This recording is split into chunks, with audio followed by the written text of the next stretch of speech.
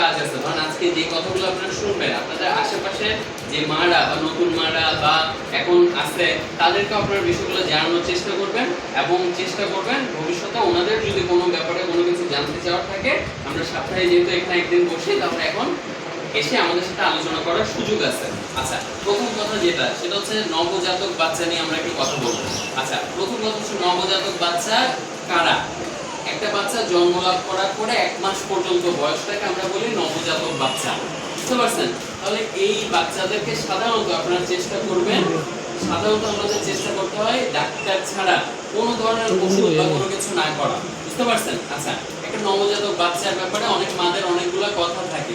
প্রথম কথা কি? প্রথম কথা থাকে হচ্ছে আপনার বাচ্চাকে আমরা কি খাওয়াবো। ঠিক আছে, প্রথম কথা এটা শুনে রাখেন, 0 থেকে 6 মাস পর্যন্ত বাচ্চাকে বুকের দুধ ছাড়া আর কিছু খাওয়াবো না আমরা, 1 ফোঁটা পানিও না। বুঝতে পারছেন? এটা সবাই একদম মাথায় রাখবেন। অনেকে মধু দেওয়ার কথা বলে, অনেকে অনেক কিছুর কথা বলবে, কিন্তু প্রয়োজন নাই। আপনাদের বুকের দুধ আল্লাহর তরফ থেকে যথেষ্ট একটা বাচ্চার জন্য। এটা এত একটা ভালো জিনিস আপনারা কল্পনা করতে পারবেন না। এটা নিয়ে অনেক পরীক্ষা নিরীক্ষা হয়েছে যে একটা বাচ্চার জন্য যে পুষ্টি দরকার, যত টেম্পারেচারে দরকার, যেভাবে যেভাবে দরকার আল্লাহ সেভাবে এই খাবার আল্লাহ বাচ্চার জন্য পাঠিয়ে দিয়েছে। বুঝতে পারছেন? তাহলে এটার থেকে ভালো কোনো খাবার নাই।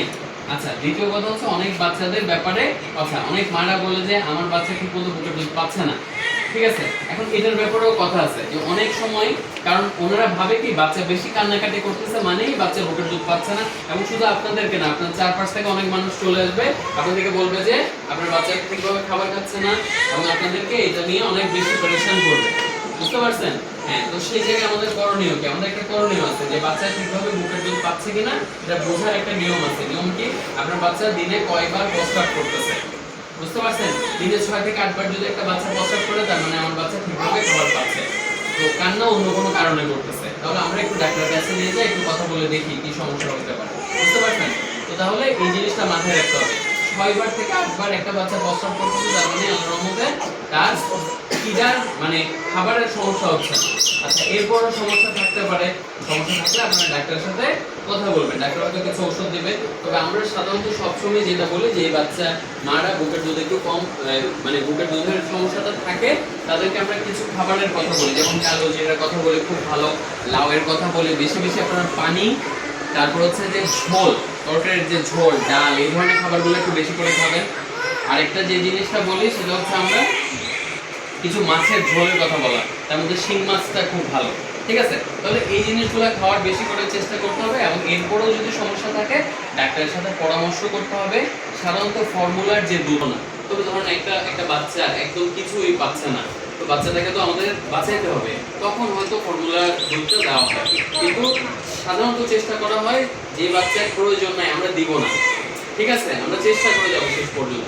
আচ্ছা, 6 মাস পর্যন্ত তাহলে এটা গেল। আচ্ছা, আরেকটা জিনিস বলি যে বাচ্চাদের নাভি পড়া নিয়ে অনেকের অনেক প্রশ্ন থাকে। হ্যাঁ, এটার জন্য হচ্ছে স্বাভাবিক বিষয়, 7 দিন পর্যন্ত, সাধারণত 7 দিনে এই নাভিটা পড়ে যায়। আচ্ছা, যদি না পড়ে কি করব? 21 দিন পর্যন্ত অপেক্ষা করব, মানে 3 সপ্তাহ। এরপরে যদি না পড়ে তাহলে হচ্ছে আমরা ডাক্তারের সাথে পরামর্শ করব। আবার আরেকটা বিষয় মাথায় রাখতে হবে, এই যে বাচ্চার নাভি থেকে যদি পুঁজ পড়ে, এটা যদি লাল হয়ে যায়, তাহলে সাথে সাথে আমরা ডাক্তারের সাথে পরামর্শ করব। ঠিক আছে, এটা গেল নাভির কথা। আচ্ছা, তারপরে হচ্ছে কি আমরা যেটা বলি হচ্ছে পায়খানার কথা। অনেকে পায়খানার কথা বলে, সাধারণত হচ্ছে একটা বাচ্চা কয়েকবার করে পায়খানা করতে পারে, কয়েকবার করে বমি করতে পারে। আচ্ছা, বমির সমস্যা আজকে এটা নিয়ে আমাদের একজন দেখাইছিল একটা বাচ্চা। আচ্ছা, বমির সমস্যা অনেক সময় বাচ্চাদের হয় যদি দইয়ের মতো বমি করে এবং খাওয়ার পর একটু একটু করে বমি করে, এটা নিয়ে কোনো সমস্যা নেই, গেল। আচ্ছা, তারপরও একটা কথা আছে, অনেক সময় সমস্যা হয়। আমরা কি করতে হয়? আমরা বুকের দুধ খাওয়ানোর পরে কোনো বাচ্চাকে সাথে সাথে রেখে দিব না, ওর ঢেকুর তুলতে হবে। বুঝতে পারছেন? এখন ঢেকুর তোলার জন্য আমরা যেটা বলি সেটা হচ্ছে বাচ্চাকে কাঁধে নেবেন। কাঁধে নেবেন, এমনভাবে নেবেন, আমরা বাচ্চাকে কিভাবে কাঁধে নিই, মাথাটা একটু উপরে থাকে আর পুরো শরীর এভাবে থাকে। এটার জন্য অনেকটা বলা হয় যে ওই যে বাংলা সিনেমায় নায়করা যেভাবে কোলে তুলে। বুঝতে পারছেন? এটা এইভাবে কেন বলা হয়? বোঝানোর জন্য। তাহলে কোলে তোলার বিষয়টা হচ্ছে আপনার বাচ্চার পেট থাকবে আপনার কাঁধের উপরে, মাথাটা থাকবে সামনের দিকে ঝুঁকে, এভাবে নিয়ে একটু হাঁটাহাঁটি করবেন। তাহলে কি হবে? তাড়াতাড়ি বাচ্চার ঢেকুর উঠে যাবে, বাচ্চার গ্যাসের সমস্যা কমবে, বাচ্চার মশরির সমস্যা কমবে, এবং দেখবেন বাচ্চার বমির সমস্যা অনেকটুকু কমে যাবে। এরপরে না হলে কি করবো? ডাক্তারের কাছে যাবো। বুঝতে পারছেন? এগুলো সবকিছু একটু মনোযোগ দিয়ে শুনবেন। আপনাদের কোনো প্রশ্ন থাকলেও আমি নিব। হ্যাঁ, আগে আমরা একটু ওভারঅল বলে যাই।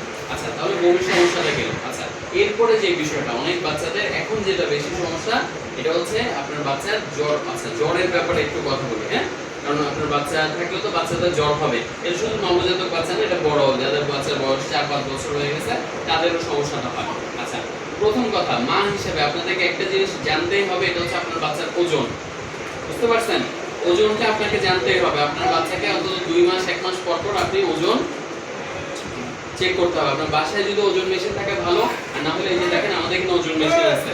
আমরা থাকি না থাকি, আপনাদের কাজ হচ্ছে, ধরেন আজকে আপনি ডাক্তার দেখাবেন না, আপনি মনে করলেন আপনার বাচ্চাটার ওজন নেওয়া দরকার, এখানে এসে ওজনটা মাপায় যাবে।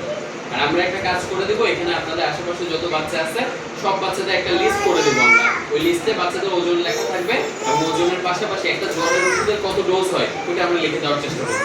আপনাদের প্রত্যেক মায়ের এটা দায়িত্ব যে আপনার বাচ্চার জ্বরের ডোজ কত এটা আপনার জানতে হবে।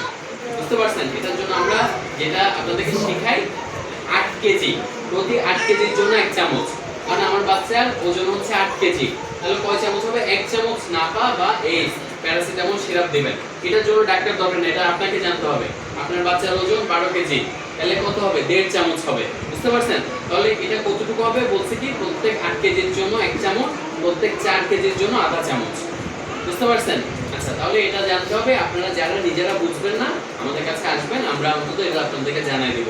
আর আমরা যেটা চেষ্টা করবো, আমাদের আশেপাশে যারা থাকে যত বাচ্চারা আছে তাদের একটা ওজনের চার্ট করে তাদেরকে আমরা জ্বরের ওষুধের ডোজ করে দেব। তাহলে আপনারা মারা এটা জানবেন। কেন এটা বলি, আপনাদের অনেকেই এসে বলেন আপনার বাচ্চার জ্বর কমতেছে না। তো যখনই আপনাদের বাচ্চার জ্বর কমে না, আপনারা সাথে সাথে কোথায় যান? ফার্মেসিতে যান বা আশেপাশে যান, কারণ আপনাদের এখানে তো ডাক্তারের ফ্যাসিলিটিসটা একটু কম। যে বলে যে এই ছোট বাচ্চাকে নিয়ে আমরা দূরে যাবো কিভাবে? আমাদের কাছে যখন যান বলে যে জ্বর কমতেছে না, সাথে সাথে অ্যান্টিবায়োটিক ওষুধ দিয়ে দেয়। কিন্তু আমাদের প্রথম কথা হচ্ছে, আমরা কি বাচ্চাকে সঠিক ডোজে নাপার ওষুধটা খাওয়াইছিলাম? হয়তো খাওয়াই নাই, যার কারণে জ্বর পড়ে নাই। আপনার বাচ্চার ওজন 12 কেজি, আপনার দেওয়ার দরকার ছিল 1.5 চামচ, আপনি দিচ্ছেন হয়তো 1 চামচ। বুঝতে পারছেন? এই 1 চামচ ওষুধ দিলেও তো বাচ্চার জ্বর কমবে না। তাহলে সেটার কারণেও তো আমার বাচ্চার জ্বরটা থেকে যাইতে পারে। তাহলে শুধু যদি আমি জ্বরের ওষুধটা ভালোভাবে খাওয়াইতে পারতাম, তাহলে হয়তো আমার বাচ্চার এই অ্যান্টিবায়োটিক ওষুধটা লাগতো না। অ্যান্টিবায়োটিক ওষুধ দিলে আপনারা অনেকে খুশি হয়ে যান, কেন? আমার বাচ্চা একদিনে সুস্থ হয়ে গেছে। কিন্তু বাবা, অ্যান্টিবায়োটিক ওষুধ আপনার বাচ্চার জন্য ভালো কিছু না। বুঝতে পারছেন? তারপর আমরা দিব, কখন দিব? একটা বাচ্চা যদি সুস্থ না হয়, 5-7 দিন দেখবো, তারপর যদি সুস্থ না হয়, তার যদি অন্য কোনো সমস্যা থাকে, হয়তো আমরা অ্যান্টিবায়োটিক ওষুধ দিব। কিন্তু এই অ্যান্টিবায়োটিক ওষুধ আপনার বাচ্চার জন্য ভালো না। অনেক সময় অনেক মারা অস্থির হয়ে এসে আমাদেরকে বলে যে মানে বাচ্চার কষ্ট সহ্য করতে পারে না। এখন আমার কথা হচ্ছে, বাচ্চার এই কষ্ট থেকেও পরে যে ক্ষতি হয়ে যাবে সেটার কষ্ট তো আরো বেশি, ঠিক না? আপনার বাচ্চাটা অনেকে এসে বলে যে খাওয়া দাওয়া করে না, দুর্বল হয়ে যাচ্ছে। এগুলো কেন হয়? এগুলো অনেক সময় অ্যান্টিবায়োটিক ওষুধ খাওয়ার কারণে হয়। তাহলে আমরা অ্যান্টিবায়োটিক ওষুধ যখন তখন দিব না এবং ডাক্তারের পরামর্শ ছাড়া দিব না। আরেকটা বিষয় হচ্ছে, এমবিবিএস পাস ডাক্তার ছাড়াও দিব না। গ্রামে কিছু ডাক্তার আছে, ওদের প্রতি আমি সম্মান রাখি, ওনারা অভিজ্ঞ। কিন্তু কথা হচ্ছে বাবা, এখন আগের মতো তো নাই। আপনাদের সবকিছু এখন আগের থেকে অ্যাডভান্স হচ্ছে। যেমন দেখেন, এই জায়গায় এখন একজন এমবিবিএস পাস ভালো ডাক্তার আসতেছে 1 সপ্তাহ পর পর, এবং আমি ছাড়াও দেখা যাবে ভবিষ্যতে হয়তো দেখা যাবে যে আরো কিছু ডাক্তার আসতেছে। তাহলে এই সুযোগটা হচ্ছে, একটু মোড়ে গেলে আপনারা হয়তো ডাক্তার পান, আর একটু দূরে গেলে হয়তো আরো ভালো ডাক্তার পান। বুঝতে পারছেন? তাহলে ডাক্তারের ফ্যাসিলিটিস আগে থেকে বাড়তেছে। তাহলে আমরা আর আগের মতো ওই ডাক্তারদের কাছে গিয়ে ওষুধ খাওয়াবো না। বুঝতে পারছেন? হ্যাঁ, আন্দাজে কোনো ওষুধ খাওয়াবো না। ঠিক আছে, তাহলে আমরা জ্বরের কথাটা বললাম। আরেকটা খুব ইম্পর্টেন্ট জিনিস, ডায়রিয়া। আপনাদের বাচ্চা দেখবেন অনেকের পেট খারাপ হয়ে যায়, তখন মারা খুব দুশ্চিন্তার মধ্যে পড়ে যায়। আসলে একটা বাচ্চার ডায়রিয়া হলে দুশ্চিন্তার একটা কারণ আছে। কেন? কারণ আমরা বড় মানুষের শরীরে পানির পরিমাণ আর একটা বাচ্চার শরীরে পানির পরিমাণ আলাদা। বাচ্চার শরীরে পানির পরিমাণটা বেশি, তাহলে কি হয়, ওর শরীর থেকে যখন পানি চলে যায় তখন ওই বাচ্চাটা সব থেকে বেশি দুর্বল হয়ে পড়ে, আমাদের থেকেও বেশি দুর্বল। বুঝতে পারছেন? তাহলে এই বাচ্চার জন্য তখন মারা অস্থির হয়ে যায়, বাবারা অস্থির হয়ে যায়, কি করে যায়, আমাদের দেশে একটা কমন বিষয় আছে, ফ্লাজিল ওষুধ, ফিলমেট ওষুধ, এই ওষুধগুলো তাদের খাওয়ায় দেয়, ঠিক না? হ্যাঁ, তাহলে এই কাজটা ভুলেও করা যায় না। মা হিসেবে আপনার কাজ আছে, কি কাজ? আপনার বাচ্চাকে ওর স্যালাইন খাওয়ানো, এটা আপনার জন্য ফরজ কাজ একটা। কেন বলবো? কারণ এই বাচ্চার যদি পানি শূন্যতা হয়ে যায়, এই বাচ্চার অবস্থা খুব খারাপ হয়ে যাবে। আপনি মা হিসেবে যদি এই বাচ্চার পানি শূন্যতা ঠিক করতে পারেন, কোনো ওষুধ দেওয়ার দরকার নেই, আপনার জায়গায় আপনি 100% জিতে গেছেন। বুঝতে পারছেন? একটা মা হিসেবে এটা আপনার দায়িত্ব যে অবশ্যই আপনার বাচ্চার যেন পানি শূন্যতা না হয়। পরের কাজ করবে ডাক্তার। আপনার প্রথম কাজ হচ্ছে একটা বাচ্চার পাতলা পায়খানা হবে। আচ্ছা, পাতলা পায়খানার নিয়মটাও বলি, শুনেন। প্রথম কথা হচ্ছে একটা বাচ্চা বা একটা বড় মানুষের দিনে 3 বার পর্যন্ত পায়খানা হয়েছে, এটাকে আমি স্বাভাবিক বলবো। ঠিক আছে, 3 বারের বেশি হয়ে গেছে